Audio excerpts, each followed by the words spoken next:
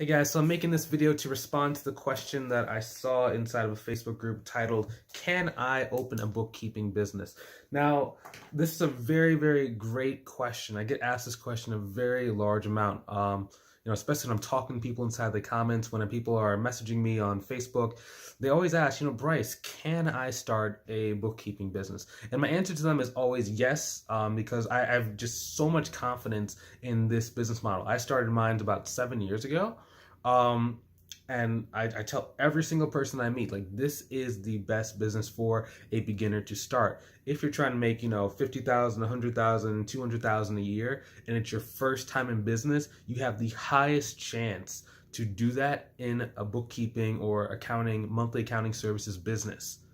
Okay, now we can just talk a little bit more about why, but just to kind of fully answer the question, I know that question is like, can I open the business? I think the real deeper question that someone's actually asking is, Bryce, will I be successful when I open my business? And the answer is yes. It just depends on how much success do you want and what are you willing to do and how much work you're willing to put in order to go and reach this level of success. Because I do believe that anyone can do it. I just don't think that most people are willing to, do what it takes. Now, let's kind of go into this. Okay, so number one, so like for example, my student JT, when he came to me, like he had been working in the same job for about 7 years, and they had not promoted him for about 6 of those 7 years. So he wasn't really making as much money as what you should be at the age that he was, and he was so frustrated with it. They were overworking him. He was just never had any time to relax. He wanted to go to opening day at like Fenway, because he lives in Iowa, but he wanted to go to Fenway just to see the Red Sox play on opening day, because he hadn't been able to do it in so long. And for him, like, he was just hungry.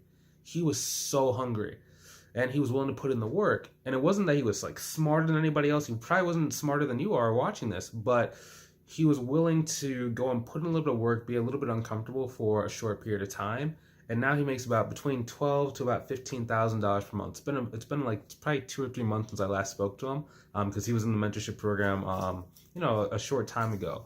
But it's just one of the easiest models for a beginner to start. It was his first time ever starting a business. He had never ran a business before. He didn't know how to do sales. He didn't know how to talk to people. He didn't really know how to price his service.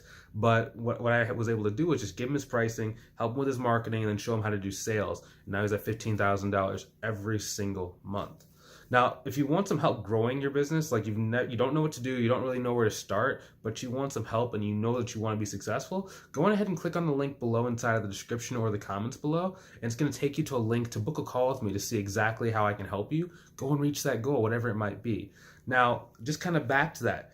The second thing is number 2, okay? So in addition to how successful will you be, you need to think about like what's the risk level? A lot of people are really afraid of failure, and it's generally because they're not thinking in terms of what they need to do. This is not like starting a construction business. This is not like starting like a brick and mortar business where you have to go and pay, $2,000 a month for your office space, and we have to buy heavy machinery. You have to get like a business loan of $50,000 to $100,000. It's not a business like that. This business is more about relationship capital. Okay. Now, the more relationships you have when you start out, the easier it is for you to grow. But it's not like a traditional business where you have to go and invest huge amounts of money. So the amount of failure is a lot lower in this. For us, it's more about like some people just end up like, not kind of quitting because they just want to do something else or it just wasn't for them. But it's not like a hard fail where you run out of money, you're destitute, you're on the street, you're not. Then I know I'm laughing, but just kind of cartoonalizing it. It's not like that. So in order to make sure you can succeed a lot faster, it really comes down to you being able to build relationships with business owners that are doing between 6, 7, and 8 figures per year. Okay, now generally the closer you get to that 8 figure, the more money you'll be able to charge them and the less clients you'll need in order to go and hit your financial goal. So let's say, for example, your goal is to go and get to, we'll say 10 grand a month, 120 a year, right? If you go and you get a client for $5,000 a month, you only need 2 clients.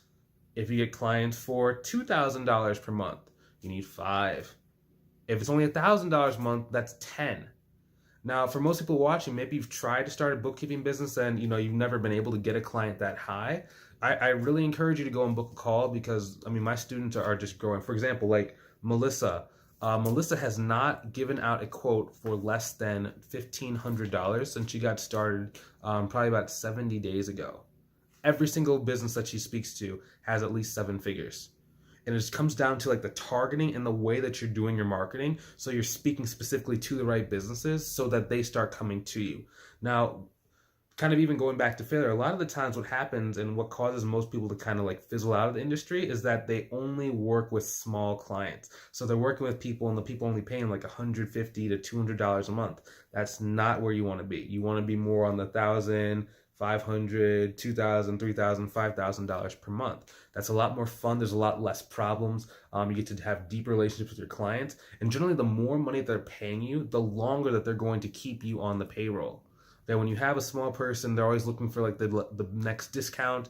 You're kind of needy. They're not really fun. So if you go with the bigger route first, it's a lot more fun because I have mentors and just different people inside the industry where they said they've worked with the same clients for the last 20 years. Okay. Even talking about risk, if you can have a client for 20 years, that's a very safe business model. You just have to be very selective with which client you get in the beginning. Cut off the ones that are like the lowest ones. I know it might be hard, but just focus on who are the big guys that want to pay me the most money, who are even a 7-figure company. Like those guys can pay you $2,000, $3,000, $5,000 a month if you know how to go out and bring the value. Okay, so that comes down to risk. It's a very safe business model. It just comes down to you really being selective and targeted with who you bring on and which clients you take on and you choose to take on.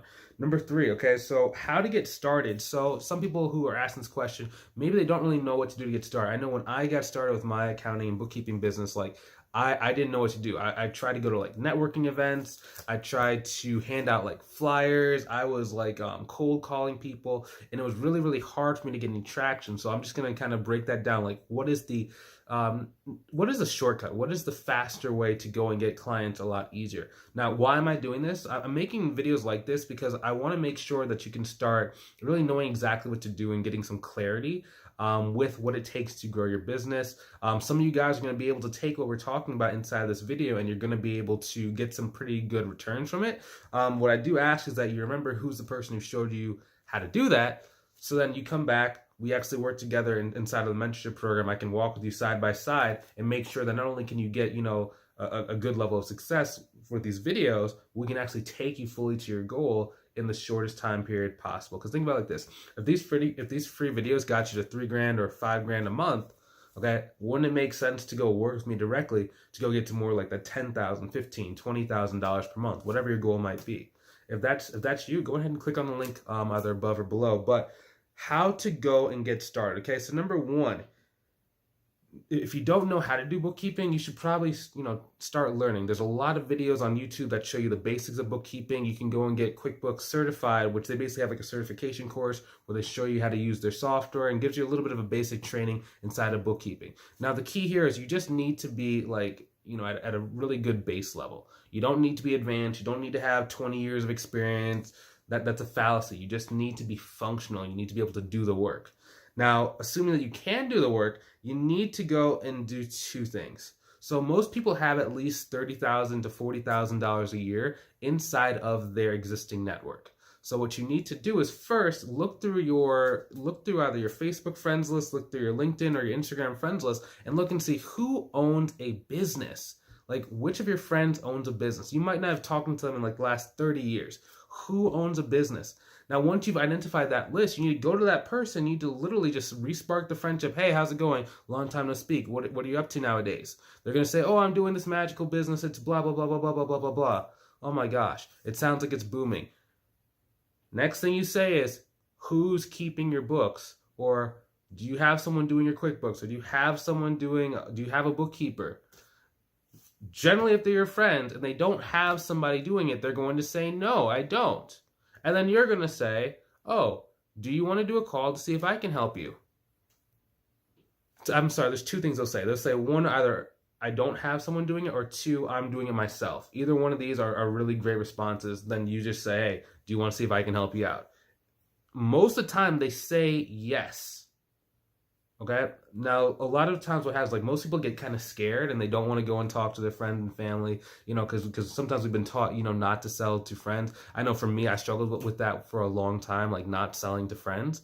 But when I got started, I needed the money because I quit my job cold turkey, and I had to do what I had to do in order to go and get my business to a certain level. And that's just kind of the point that you might have to get to, where it's just like, as I told you earlier, anyone can start it. It's who sticks with it. So that's the first level. Now, even though you're going to friends, that's not going to be what you're doing forever. It's just the easiest way to go get some money. The second thing that you can do is next, you go and look for CPA firms. Okay, so there's going to be CPA firms or established bookkeeping businesses, and ask for two things. The first thing you need to ask for is referrals. The second thing you need to ask for is, can you do some subcontracting work? Personally, for me, I like the subcontracting route better because generally if they're established, they have a lot of business and they have a lot of excess work. So you go in there, you charge them a pretty good rate. Some people like to charge package, some people like to charge hourly. For subcontracting, if it's your first one, I recommend you go hourly. Whenever I work with someone, I always give them like a pricing calculator that shows them exactly how much to charge and a flat rate, so you can just say what the monthly price is to the person. But if you don't have that and you're just starting from scratch, like there's nothing wrong with going hourly if you can charge the hourly rate that's going to get you to your goal. For example, you need to take a step back and say, okay, so how much money do I actually want to make in a year with my business? Let's say, for example, that you want to make $100,000 in a year. Okay, next thing you need to do is you need to divide 100,000 by 2080. Okay, that's the number of hours that you would work if you worked, every work week for 40 hours a week. Okay, that's going to be about $50 per hour. 1,000 divided by 28 is about 50. Okay. That means if you charge at least $50 an hour, you're going to hit your goal when you filled up your total workable hours.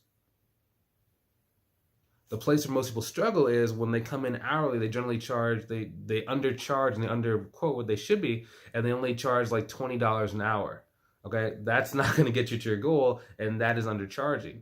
If instead that you want to hit about 100 and you charge 50, well, then you need to be trying to charge actually 60, 70, 80, however much you can get from the person, as long as you can get above 50. Everything else above that's gravy, but you're going to ensure that you actually reach your goal.